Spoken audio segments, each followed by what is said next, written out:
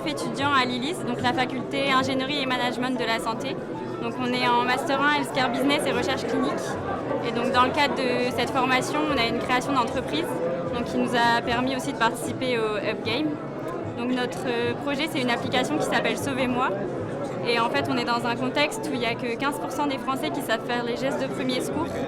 Et par exemple, les secours mettent entre 8 et 25 minutes à intervenir, quand par exemple il faut uniquement 4 minutes pour que les effets soient délétères sur les neurones.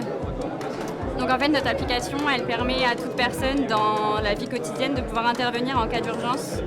Donc grâce à plusieurs niveaux, donc c'est une géolocalisation de la personne envoyée directement au SAMU. C'est également une géolocalisation des points de refuge et des dispositifs médicaux à proximité de l'accident. Et c'est aussi et principalement une téléconférence avec un professionnel de santé en fait, qui permettrait aussi, grâce à des vidéos explicatives, de pouvoir régler la situation en attendant l'arrivée des secours et donc d'optimiser la prise en charge de l'accidenté.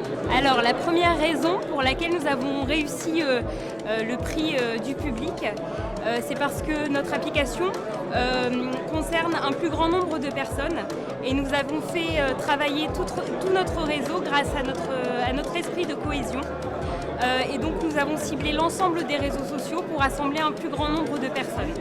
Donc en fait, dans le cadre de l'ILIS et du projet de création d'entreprise, on a pu faire évoluer le projet.